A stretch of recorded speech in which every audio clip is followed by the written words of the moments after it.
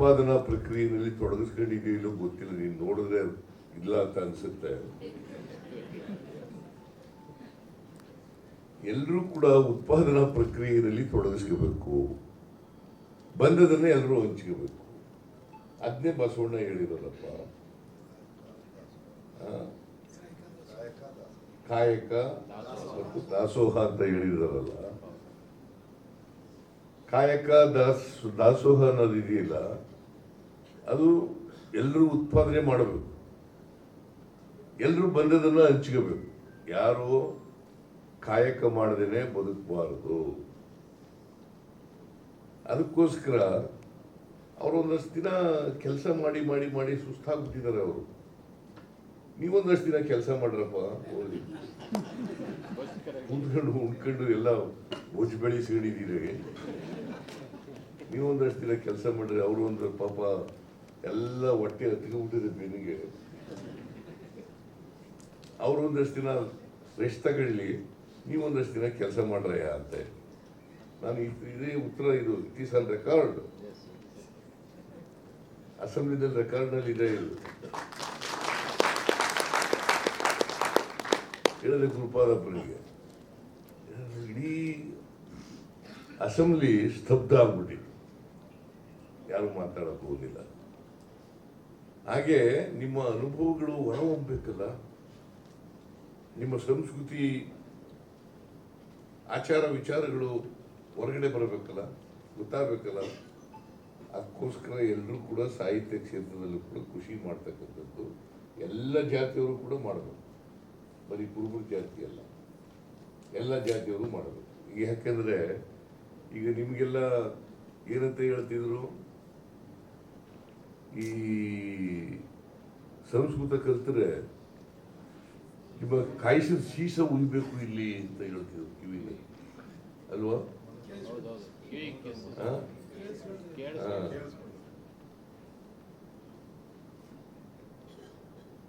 ಇದು ಎಲ್ರಿಗೂ ಶಿಕ್ಷಣ ಕೊಡ್ತಕ್ಕಂಥ ವ್ಯವಸ್ಥೆ ಬಂದ ಮೇಲೆ, ಶಿಕ್ಷಣ ನಮ್ಮ ಮೂಲಭೂತ ಹಕ್ಕಾದ್ಮೇಲೆ ಎಲ್ರಿಗೂ ಶಿಕ್ಷಣ ಸಿಗ್ತಾ ಇದೆ.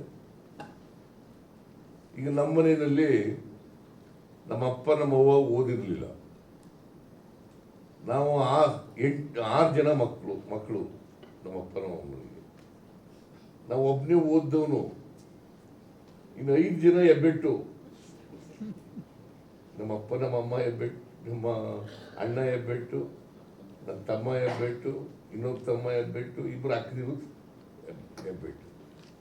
ಒಂದು ವೇಳೆ ನಾವು ಓದಿರ್ಲಿಲ್ಲ ಅಂತ ಇಟ್ಕೋಣ, ಇವತ್ತು ಚೀಫ್ ಮಿನಿಸ್ಟರ್ ಆಗಕ್ಕಾಯ್ತಿತ್ತ?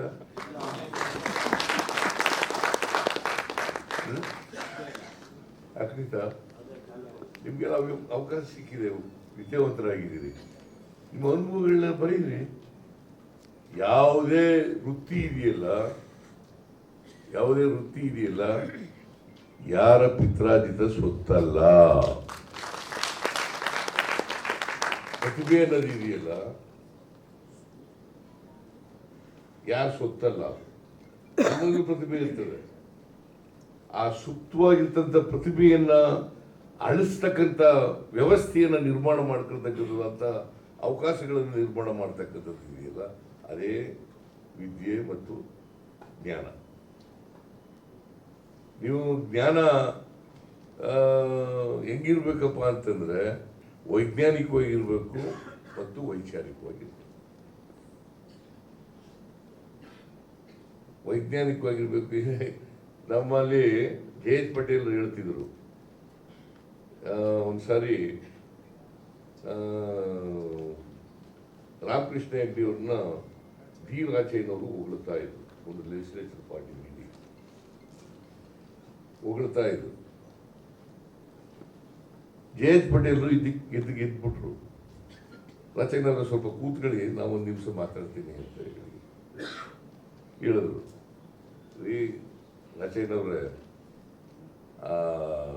ರಾಮಕೃಷ್ಣ ಹೆಗಡೆಯವ್ರನ್ನ ಹೊಗಳಬೇಕಾದಂಥ ಅಗತ್ಯ ಇಲ್ಲ. ಯಾಕಂತಂದ್ರೆ ಅವ್ರಿಗೆ 5,000 ವರ್ಷಗಳ ಇತಿಹಾಸ ಇದೆ. ನಿನಗೆ ಯಾವಾಗಪ್ಪ ಬಂದದು? ಸಂವಿಧಾನ ಬಂದ್ಮೇಲೆ ಬಂತು. ನನಗೆ ಬಸವಣ್ಣ ಬಂದಾಗಲೇ ಬಂತು, 800 ವರ್ಷಗಳ ಹಿಂದೆ. ನಾನು ನಿನಗಿಂತ ಬುದ್ಧಿವಂತ, ನನಗಿಂತ ರಾಮಕೃಷ್ಣ ಹೆಗಡೆ ಬುದ್ಧಿವಂತ. ನಿಮಗೆ ಅದಕ್ಕೆ ಈ ಗುಲಾಮ್ಗಿರಿ ಇದೆಯಲ್ಲ, ಈ ಗುಲಾಮ್ಗಿರಿಯಿಂದ ಹೊರಗಡೆ ಬರಬೇಕಲ್ಲ, ಗುಲಾಮ್ಗಿರಿ ಸ್ವಾಭಿಮಾನ ಅಲ್ವಾ? ಸ್ವಾಭಿಮಾನ ಬೆಳೀದೇ ಹೋದ್ರೆ ಹೆಂಗಾಗ್ತದೆ ಗುಲಾಮ್ಗಿರಿ? ಅವರು ಅದಕ್ಕೆ ಒಂದು ಕತೆ ಹೇಳ್ತಿದ್ರು H. ಪಟೇಲ್ರು. ನೋಡಪ್ಪ, ಒಬ್ಬ ಶ್ರೀಮಂತ ದಲಿತ ವರ್ಗದಲ್ಲಿ ಹುಟ್ಟಿ ಶ್ರೀಮಂತನಾದರೆ ಅವನ ಮೇಲ್ಜಾತಿಯವರು ಏನಂತ ಕರೀತಾರೆ? ಪರಾಯ ಅಂತ ಕರೀತಾರೆ. ಅದೇ ಒಬ್ಬ ಅಡುಗೆ ಮಾಡೋನು ಮೇಲ್ಜಾತಿಯವನು ಬಂದ್ರೆ ಬನ್ನಿ ಸ್ವಾಮಿ, ಬುದ್ಧಿ ಸ್ವಾಮಿ, ಸ್ವಾಮಿ ಬುದ್ಧಿ ಅಂತ ಕರಿತೀವಿ. ಅದೇ ವಿದ್ಯಾವಂತ ಅಲ್ಲ, ಒಬ್ಬ ವಿದ್ಯಾವಂತ ಆಗಿ ಶ್ರೀಮಂತ ಆಗಿದ್ರು ಕೂಡ, ದಲಿತ ಕುಟುಂಬದಲ್ಲಿ ಹುಟ್ಟಿದ್ರು ಕೂಡ ಅವನ್ನ ಏಕವಚನದಲ್ಲಿ ಮಾತಾಡಿಸ್ತಕ್ಕಂಥ ಮನೋಸ್ಥಿತಿ ಇದೆಯಲ್ಲ, ಇದೇ ಗುಲಾಮ್ಗಿರಿಯ ಮನಸ್ಥಿತಿ ಅಂತ ಹೇಳ್ತಾ ಇದ್ದಾರೆ. ಅದಕ್ಕೋಸ್ಕರ ಈ ಗುಲಾಮ್ಗಿರಿ ಮನಸ್ಥಿತಿಯಿಂದ ಈಚೆ ಬರಬೇಕಲ್ಲ.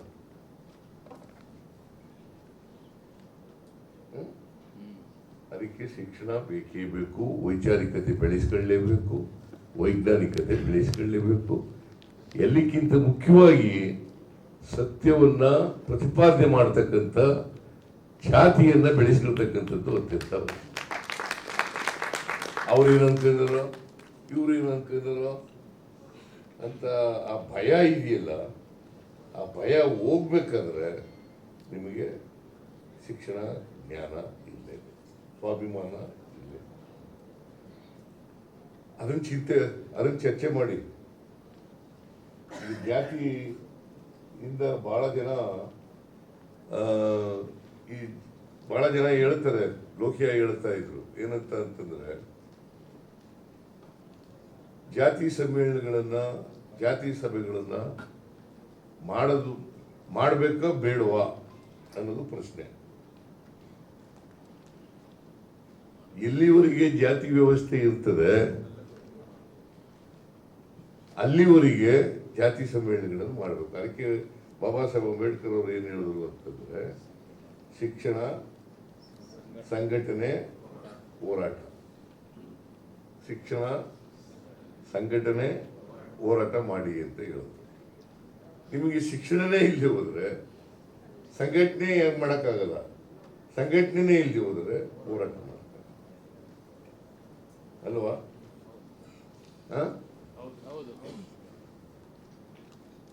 ಆಮೇಲೆ ಯಾರು ಒಬ್ಬ ಟೀಕೆ ಮಾಡಿಸ್ಕೊಳ್ತಾ ಇದ್ರೆ, ಅವನು ಮಾಡಿಸ್ಕೊಳ್ಳಿ ಬಿಳೆ ಆತಗೆ ಸುಮ್ಮನೆ. ಯಾರು ಬೈದ್ರೆ ಅವನ್ ತಾನೇ ಬೈದದು, ಬಯಸ್ಕೊಳ್ಳಿ ಬಿಡಿ. ಸಿದ್ದರಾಮಯ್ಯ ತಾನೇ ಬೈದದು, ಬಯಸ್ಕೊಳ್ಳಿ ಬಿಡಿ.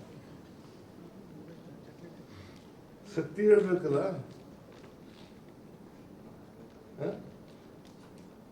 ಸತ್ಯ ಹೇಳ್ತಕ್ಕಂಥ ಖ್ಯಾತಿ ಪ್ರತಿಯೊಬ್ಬರು ಕೂಡ ಪಡ್ಕೊಂಡಾಗ ಮಾತ್ರ ಈ ಸಮಾಜದಲ್ಲಿ ಬದಲಾವಣೆ ಆಗಲಿಕ್ಕೆ ಸಾಧ್ಯ. ಯಾಕಂದ್ರೆ ನಮ್ಮ ಜಾತಿ ವ್ಯವಸ್ಥೆ ಇದೆಯಲ್ಲ, ಚಲನೆ ಇಲ್ಲೇ ಇರ್ತಕ್ಕಂಥ ವ್ಯವಸ್ಥೆ ಇದೆ. ವರ್ಗಕ್ಕೆ ಚಲನೆ ಇದೆ, ಆದರೆ ಜಾತಿಗೆ ಚಲನೆ ಇಲ್ಲ. ಬಡವ ಶ್ರೀಮಂತನಾಗ್ಬಿಡ್ಬೋದು, ಶ್ರೀಮಂತ ಬಡವನಾಗ್ಬಿಡ್ಬೋದು, ಇದು ಒಂದು ವರ್ಗ. ಆದರೆ ಜಾತಿ, ನಾನು ಯಾವ ಜಾತಿಲಿ ಹುಟ್ಟಿರ್ತೀನಿ ಆ ಜಾತಿನಲ್ಲೇ ಅದು ಅಂಟ್ಕೊಂಡಿರ್ತದೆ, ಸಾಯೋವರೆಗೂ ಕೂಡ ಅದೇ ಜಾತಿ ಇರ್ತದೆ ಅಲ್ವಾ? ನೀವು ಕುರುಬರ ಜಾತಿಯವರು ಹುಟ್ಬಿಟ್ಟು ಮೇಲ್ಜಾತಿಯವರು ಆಗಕ್ಕೆ ಸಾಧ್ಯನಾ? ಆದರೆ ಬಡವ ಶ್ರೀಮಂತನಾಗ್ಬೋದು.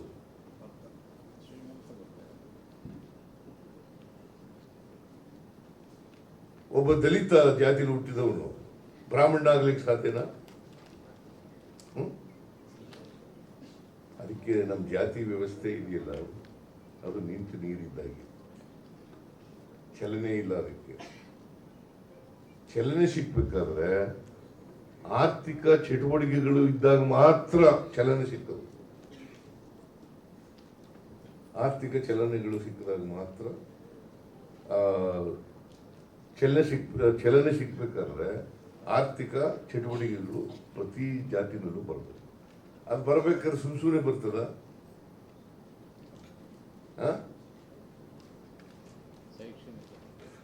ಅದು ಶಿಕ್ಷಣ ಇರಬೇಕು. ಶಿಕ್ಷಣದಿಂದ ಬದಲಾವಣೆಗಳಾಗಬೇಕು. ಆರ್ಥಿಕ, ಸಾಮಾಜಿಕ, ಶೈಕ್ಷಣಿಕ ಶಕ್ತಿ ಬರಬೇಕು ಪ್ರತಿಯೊಬ್ಬರು, ಅಲ್ವಾ? ನಾನು ತಮಾಷೆಗೆ ಹೇಳ್ತಾ ಇದ್ದೆ, ಈಗ ರೇವಣ್ಣ LLB ಓದಿದ್ದಾನೆ, ಯಾರಾದ್ರೂ ಮದುವೆ ಆಯ್ತಾರ ಅವನಿಗೆ? ಅಲ್ಲ, ತಮಾಷೆ ನಗ್ಬೇಡಿ. ವಿದ್ಯಾವಂತರಾದ್ರೆ ಯಾರು ಬೇಕಾದ್ರೂ ಮದುವೆ ಆಯ್ತಾರೆ. ಅದೇ ಹೊಲ ಉತ್ಕೊಂಡು ಊರಿನಲ್ಲೇ ಇದ್ದಿದ್ರೆ, ಮಾಗಡಿನಲ್ಲೇ ಇದ್ದಿದ್ರೆ ಆಯ್ತಿತ್ತ? ಶಿಕ್ಷಣ ಇರಲೇಬೇಕಲ್ವ, ಚಲನೆ ಸಿಗ್ಬೇಕಲ್ವ. ಚಲನೆ ಸಿಕ್ಕಿದಾಗ ಮಾತ್ರ ಜಾತ್ಯತೀತ ಸಮಾಜ ನಿರ್ಮಾಣ ಆಗಲಿಕ್ಕೆ ಸಾಧ್ಯ.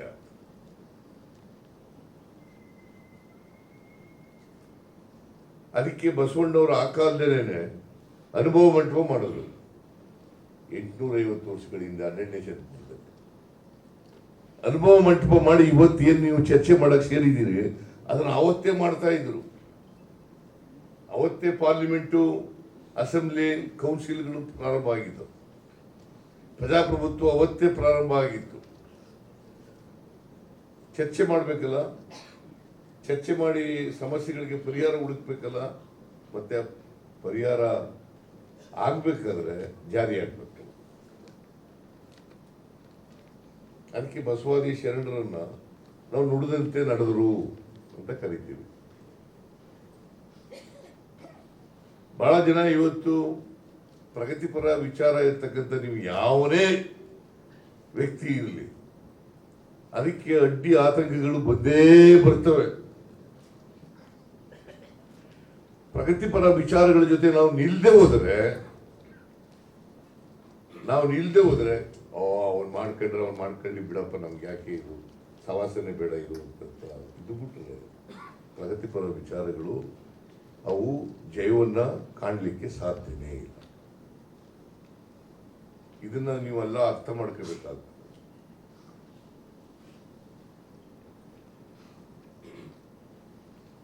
ಈಗ ಸಾಹಿತಿಗಳು ಈ ಕಾಲದಲ್ಲಿ ಇರಲಿಲ್ಲ, ಬಹಳ ಹಿಂದೆನೇ ಇದ್ರು, ಓದ್ಕೊಂಡಿದ್ರು, ಅವಕಾಶಗಳು ಸಿಕ್ಕಿದ್ದಾಗ ಓದ್ಕೊಂಡಿದ್ರು.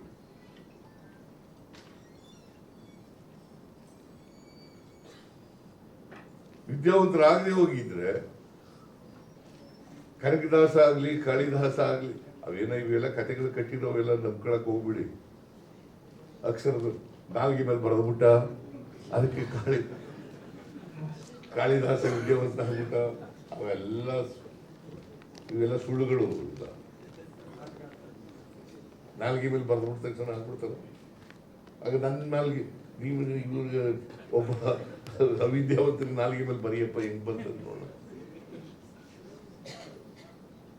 ಕಾಳಿದಾಸನ್ ಬಿಟ್ರೆ ಆ ಥರದ ಕಥೆ ಎಲ್ಲರೂ ಇದೆಯಾ? ಅದನ್ನೇ ನಂಬ್ಕೋತೀವಿ ನಾವು.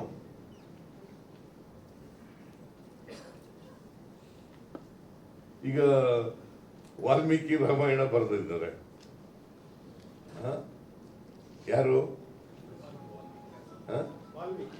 ವಾಲ್ಮೀಕಿ ರಾಮಾಯಣ ಬರೆದ್ರು.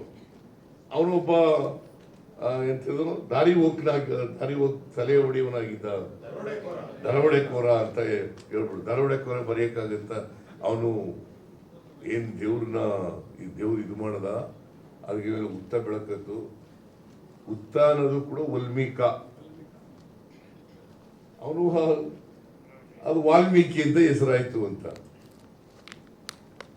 ಬಟ್ ಏನು ಕಥೆಗಳು ಕಟ್ಟಿಬಿಡೋದು. ಈಗ ದಲಿತರು, ಹಿಂದುಳಿದವರು, ಶೂದ್ರ ಹೊರಗಡೆ ಇದ್ದಾರಲ್ಲ, ಅವ್ರೇನಾದ್ರು ಬುದ್ಧಿವಂತರಾದ್ರೆ ಅವ್ರು ಯಾಕೆ ಬುದ್ಧಿವಂತರು ಅನ್ನೋದು ಒಂದು ಕಥೆ ಕಟ್ಟಿಬಿಡೋದು.